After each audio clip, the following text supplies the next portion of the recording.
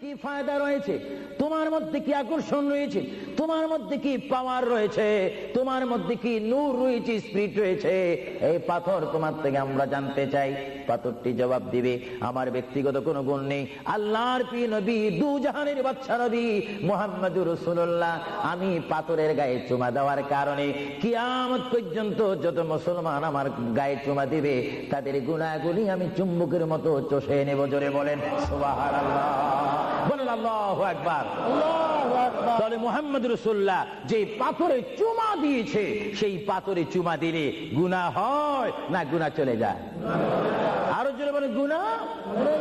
যদি পাথরকে রাসূল পাক হাত দেওয়ার কারণে পাথরের যদি এত গুণ হয়, এত স্পিরিট হয়, এত গুণগান হয়, আর সেই রাসূলের দরবারে যদি আপনি উপস্থিত হয়ে ইয়া রাসূলুল্লাহ করে ডাক দেন, আপনার গুনাহ মাফ হওয়ার ব্যবস্থা আছে কিনা?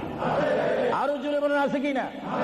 আমার আল্লাহ বলেন, হ্যাঁ পৃথিবীর মানুষ, হ্যাঁ আমার বান্দারা, তোমরা দুনিয়ার মধ্যে গিয়েছো, আমি তোমাদেরকে দুনিয়ার মধ্যে পাঠাইলাম।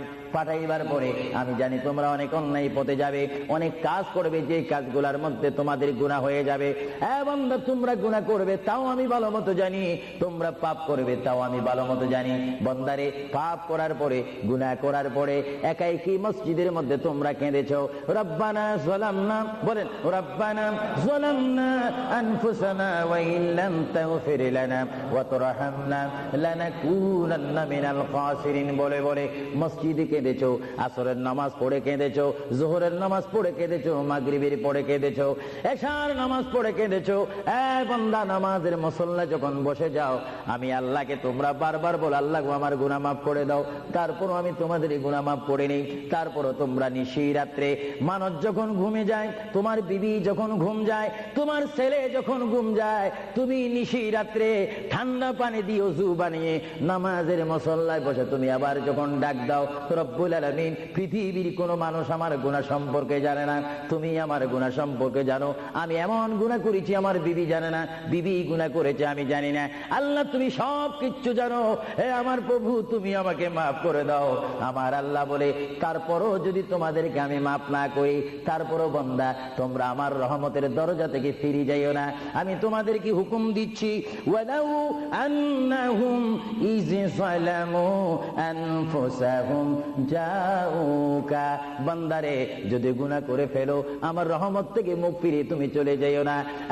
বান্দা, আকাশ পরিমাণ যদি গুনাহ করো, পাতাল পরিমাণ যদি গুনাহ করো, সাগরের পানি পরিমাণ যদি গুনাহ করো, পাহাড় তুলনায় যদি তুমি গুনাহ করো, আমার দরবার থেকে তুমি নিরাশ হইও না।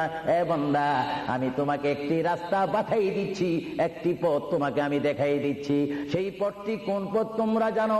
ওয়ালাউ আন্নাহুম ইয যালামু আনফুসাহুম জাউকা, বান্দারে, যখন তোমরা বরবাদ হয়ে যাবে, তখন তোমাদেরকে একটা পথ আমি তোমাদেরকে দেখাই দিলাম। সেই পথটির নাম হচ্ছে আমার রাসূলের মদিনা। জোরে বলেন সুবহানাল্লাহ। বান্দা, আমার নবীর দরবারে গিয়ে কেঁদে কেঁদে তোমরা বলো, ইয়া রাসূলুল্লাহ, ইয়া হাবিবাল্লাহ, আয়াকা ইয়া রাসূলুল্লাহ। আল্লাহ কোরআনে বলেছে, ওয়ালাউ আন্নাহুম ইয যালামু আনফুসাহুম জাউকা ফাস্তাগফিরুল্লাহ ওয়াস্তাগফার লাহুমুর রাসূল। আল্লাহ বলেছে, হে বান্দা, তোমরা ডানে না গিয়ে, বামে না গিয়ে, পিছে না গিয়ে, তোমরা সরাসরি আমার নবীর কদমে চলে যাও। আমার নবীর কদমে গিয়ে আমি আল্লাহর দরবারে তোমরা তওবা করো। তওবা করতে করতে তোমাদের চোখের পানি যখন বাইর হয়ে যাবে, আর ওই মুহূর্তে যদি আমার বন্ধু যদি তোমাদের জন্য আমার দরবারে সুপারিশ করে, আমি আল্লাহ তোমাদেরকে ওয়াদা দিয়ে দিলাম, গ্যারান্টি দিয়ে দিলাম, আমার রাসূল যদি তোমাদের জন্য আমার দরবারে সুপারিশ করে, সঙ্গে সঙ্গে বান্দা তোমার অতীতের জীবনের কবিরা সগীরা গুনাহ মাফ করে দিব। জোরে বলেন সুবহানাল্লাহ, আরো জোরে বলেন। আমার আপনার গুনাহ মাফ করার জন্য রাসূলুল্লাহর দরবারে যাওয়ার দরকার আছে কিনা? চিৎকার জীবন আছে কিনা?